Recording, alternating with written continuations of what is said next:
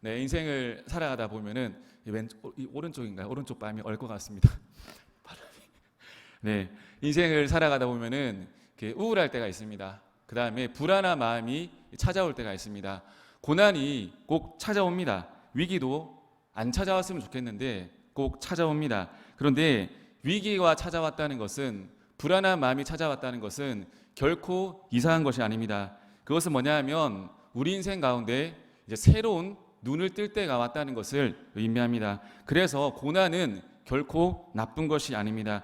위기와 불안과 고난을 잘만 다스리고 처리하면 우리의 새로운 영적인 눈이 열리게 됩니다. 또한 우리 인생 가운데도 새로운 길이 열리게 됩니다. 여러분, 사람의 마음의 병이 왜 생길까요? 사람의 마음의 병은 왜 생기는가 하면 자기의 마음과 생각과 그 모든 것에 함몰되어 있으면 사람의 마음의 병이 자동적으로 생깁니다. 그럴 때 어떻게 되는가 하면 내 생각을 비우는 것, 내 생각을 비워놓고 하나님의 뜻이 무엇인가를 간절히 구하게 되면 됩니다. 오늘 말씀에는 두 명의 인생을 한번 살펴보겠습니다. 이 두 명의 인생이 자신의 인생 가운데 불안함을 어떻게 다스리는지, 그리고 그 결과가 어땠는지 말씀을 통해 보겠습니다. 첫 번째는 고난을 가볍게 여기지 말라는 겁니다. 1절 2절 보겠습니다. 에브라임 산지 라마 다임 소빔에 에브라임 사람 엘가나라는 사람이 있었으니 그는 요람의 아들이요 엘리우의 손자요 도우의 순손이요 숲의 현손이더라. 그에게 두 아내가 있었으니 한 사람의 이름은 한나요 한 사람의 이름은 분인나라. 분인나에게는 자식이 있고 한나에게는 자식이 없었더라. 성경이 참 재밌는 게 뭐냐 하면, 참 1절 보면 그 1절에서 강력하게 말하고 있는 것이 뭐냐 하면 이 엘가나의 집안이 대단했다는 겁니다. 성경에서 혈통을 말한다는 것은 뭐냐 하면 당시의 사람들도 이 사람 이름만 들으면 어느 지역에 사는 누구 유명한 집안의 엘가나입니다. 아주 유명한 사람이었습니다. 근데 바로 2절에서 말하는 것이 뭐냐 하면 그에게 두 아내가 있었다는 거예요. 2절 보시면서 무서운 생각이 들지 않습니까? 두 아내가 있었습니다. 남편들 괜찮으신가요? 그죠? 두 아내가 있었다. 성경이 이래서 재밌습니다. 이 가문을 통해서 그 시대가 어땠는지를 보여줍니다. 당시 그 시대가 아주 뒤죽박죽한 시대였다는 겁니다. 엘가나의 삶에, 이 가장의 삶에 문제가 찾아왔습니다. 가장의 불안함은 뭡니까? 자녀가 없었다는 거예요. 장가를 갔는데 손을 봐야 되는데 손이 없었다는 겁니다. 그런데 이 문제의 불안을 이 엘가나가 어떻게 해결하는가 하면 다른 부인을 얻는 것으로 심플하게 해결합니다. 여러분, 엘가나의 인생에 진짜 문제가 뭡니까? 자식이 없는 게 진짜 문제입니까? 저는 아니라고 생각합니다. 이 엘가나의 인생에 진짜 문제는 자녀가 없는 것이 아니라 자신의 인생의 문제를 깊이 있게 바라보지 않았다는 것이 그 사람의 문제입니다. 우리의 모습 가운데도 저는 마찬가지라고 생각합니다. 하나님, 지금 제가 재정이 너무 힘듭니다. 그러니 재정을 주십시오. 하나님, 지금 제 배우자가 저와 달라서 어렵습니다. 하나님, 제 배우자를 바꿔주시면 안 되죠, 그죠? 변화시켜 주십시오. 이렇게. 또 뭡니까? 지금 제 자녀가 공부를 너무 못해요. 말도 안 듣습니다. 하나님, 제 자녀를 공부 잘하게 해주세요. 말 잘 듣게 해주세요. 우리 삶 속의 문제를 우리는 대부분은 다 1차원적인 문제로만 바라봅니다. 여러분, 예를 들어가지고 재정의 문제가 생겼다. 그러면 주님 아버지 앞에 나와가지고 주님, 돈 주세요. 주님, 얼마가 필요합니다. 이걸 하나님이 원하실까요? 저는 아니라고 생각합니다. 재정의 문제가 생겼다. 그러면 이때가 인생의 근본적인 태도를 바꿀 수 있는 시기입니다. 내가 어떻게 하다가 우리 가정에 재정의 문제가 찾아왔지? 처음부터 하나하나 점검해 나가면서 인생을 바꿀 수 있는 기회가 되는 겁니다. 객관적으로 자신을 꼼꼼히 바라볼 기회가 됩니다. 그런데 이 엘가나는 그것을 보는 눈이 없었습니다.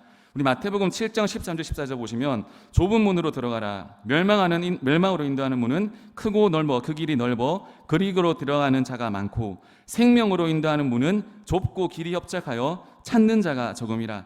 이게 뭡니까? 많은 사람들이 다 1차원적인 그 겉모습만 보시고 판단하고 결정한다는 겁니다. 기품을 가지라는 거예요. 겉모습만 보지 말고 그 뒷속에 있는 것들을 바라볼 수 있어야 됩니다. 그리고 엘가나가 이 문제를 처리하는 것, 자식이 없는 문제를 처리하는 이 문제가 보면서 괜찮은 것 같습니까? 와, 엘가나 심플하게 문제 잘 처리했다, 그런 생각 듭니까? 그냥 엘가나는 이 삶이 보면 전부 다 1차원적으로 다 퉁칩니다. 그냥 자식이 없어? 그럼 새로운 여자를 찾으면 돼. 그 다음에 둘이서 싸워? 그러면 내가 한나에게 2배로 분깃을 주면 돼.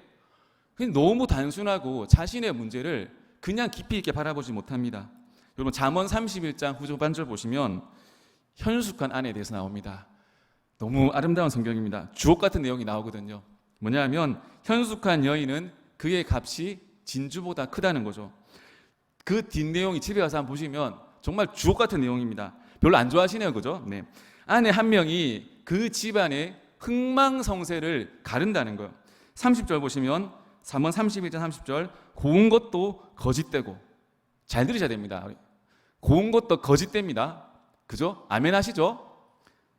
성경 말씀이 제 얘기가 아닙니다. 이게 고운 것도 거짓되고 아름다운 것도 헛되나 오직, 아멘 안 나오십니까? 저는 아멘 나오던데, 아름다운 것도 헛되나 오직 여호와를 경외하는 여자는 칭찬을 받을 것이라. 오직 여호와를 경외하는 여자가 칭찬을 받는다는 겁니다. 형제님들, 그죠? 우리 때가 속아왔죠, 그죠?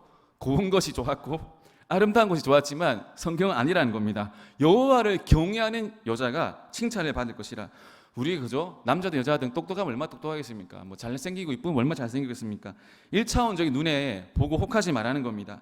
그 사람이 하나님을 향해 어떠한 눈을 가지고 있는가, 그걸 점검해라는 거죠. 그런데 이 엘가나가 하나님의 일을 담당하는 레위 지파임에도 불구하고 이런 눈이 없었습니다.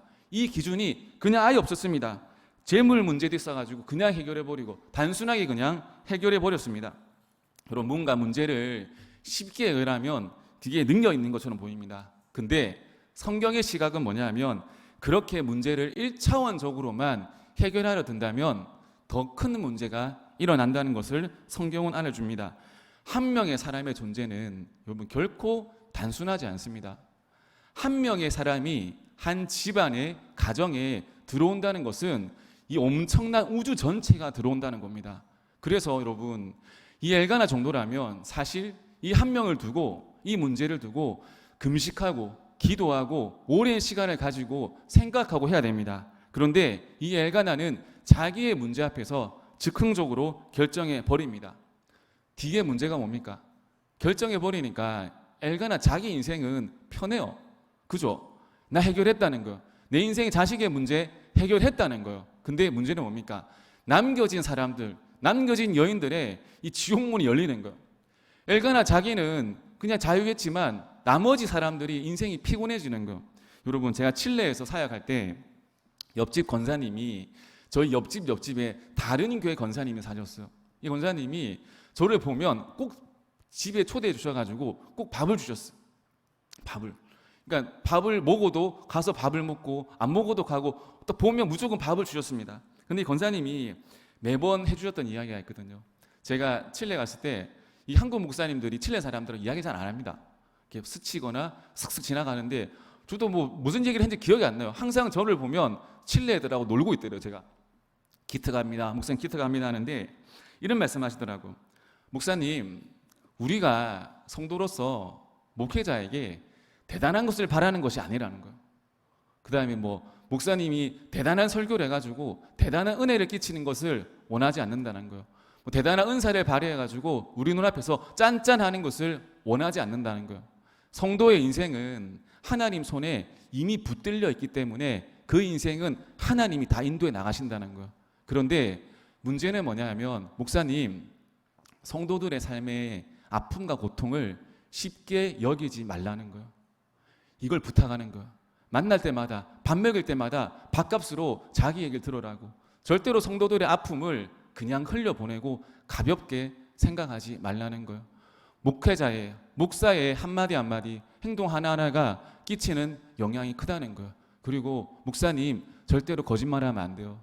목사님, 절대로 거짓말하면 안 돼요. 그 거짓말 때문에 성도들의 삶이 힘들어질 수 있다는 거예요. 꼭 진실하게 사역해 주세요. 그 뒤에 말이 더 좋았어요. 지금도 잘하고 계시고 앞으로도 변하지 않았으면 좋겠습니다. 제 그때 나이가 32살이었거든요.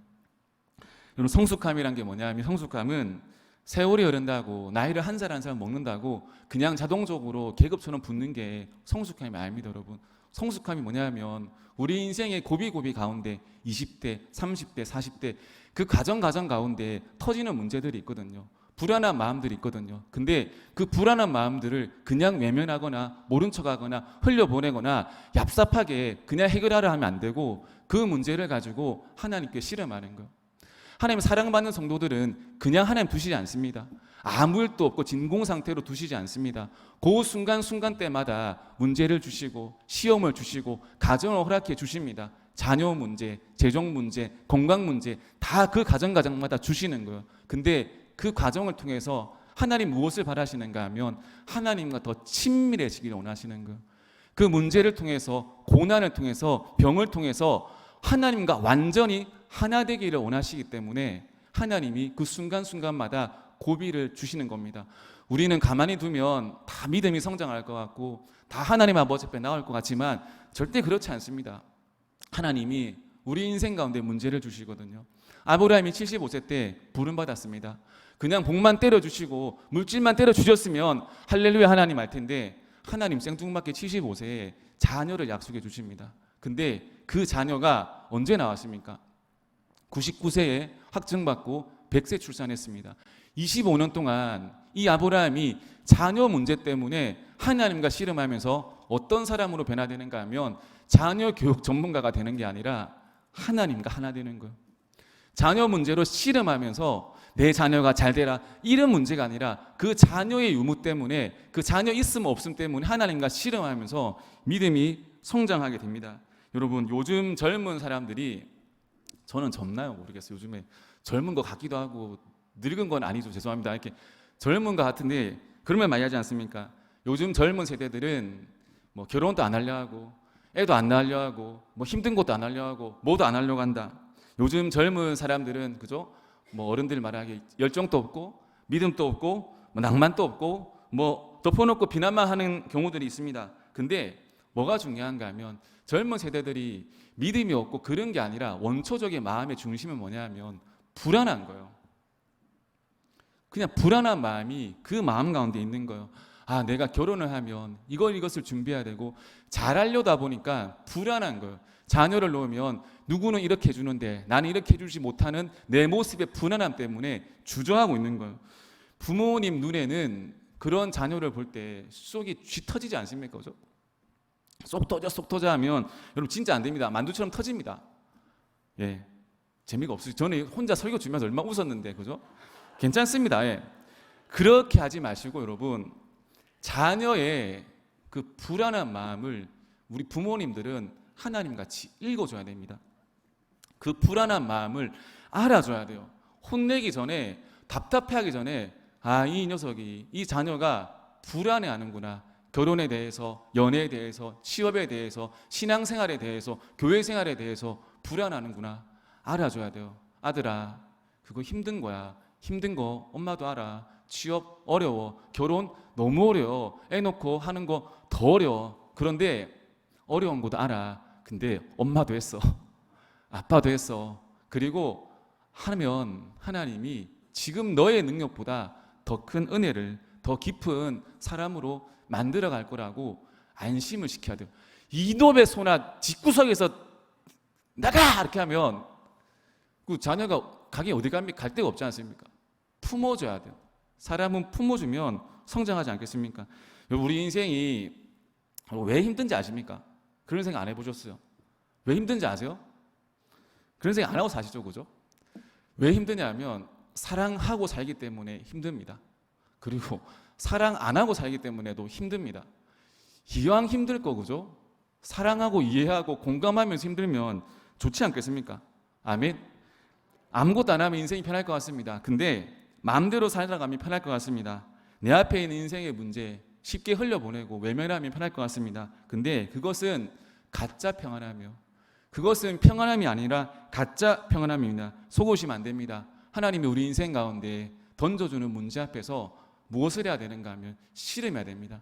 아, 지금 하나님이 나에게 원하시는 것이 무엇인가? 엘가나가 자녀가 없는 문제잖아요.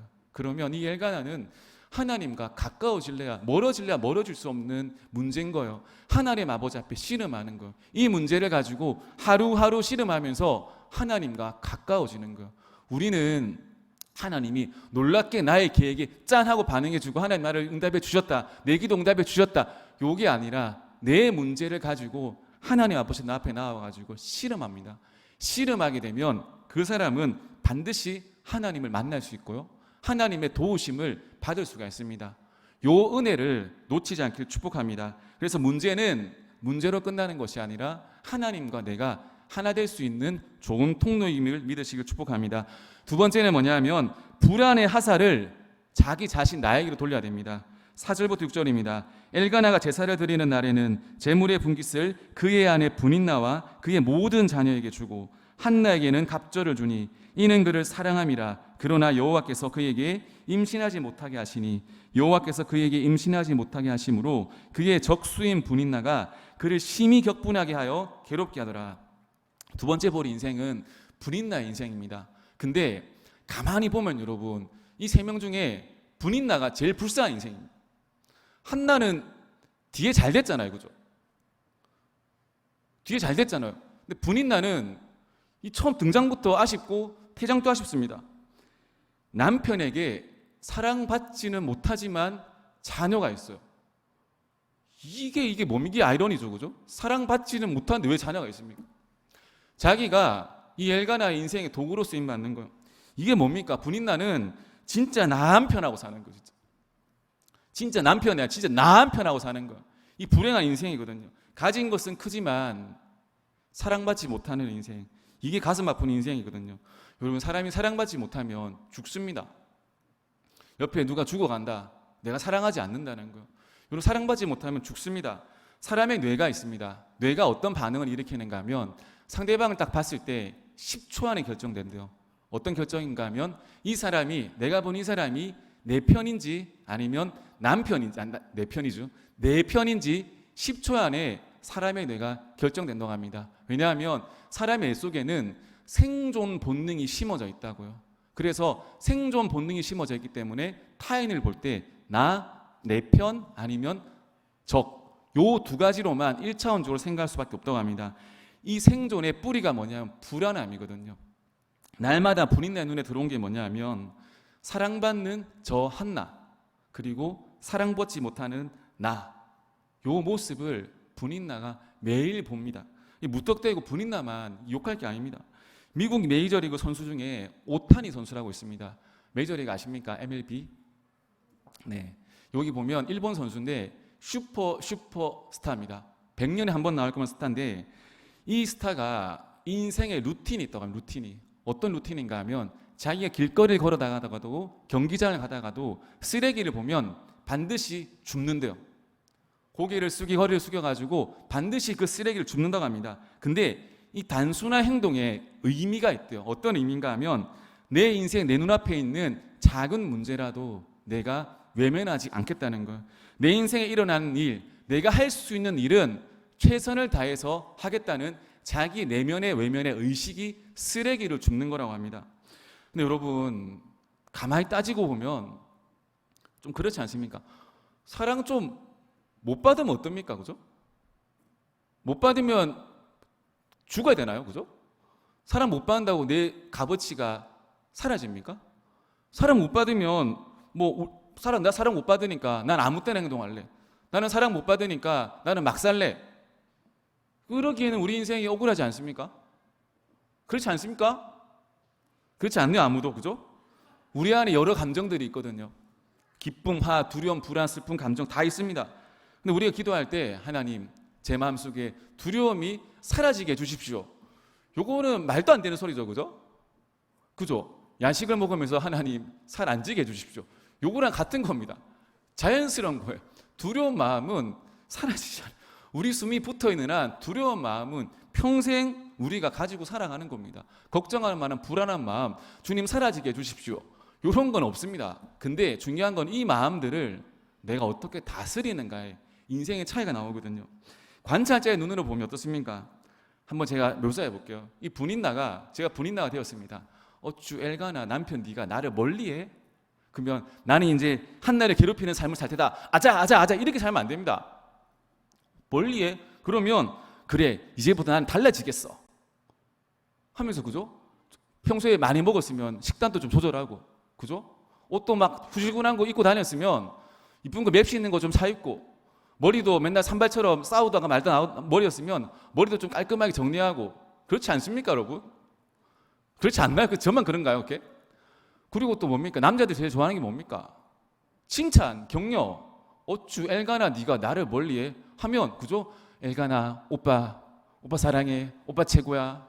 오빠밖에 없어. 오빠를 보니까 내 마음이 막 녹아내려. 오빠 사랑해. 뭐 그렇게 하면 멀어졌던 관계도 뭐 1, 2%는 괜찮아지지 않을까요? 그죠?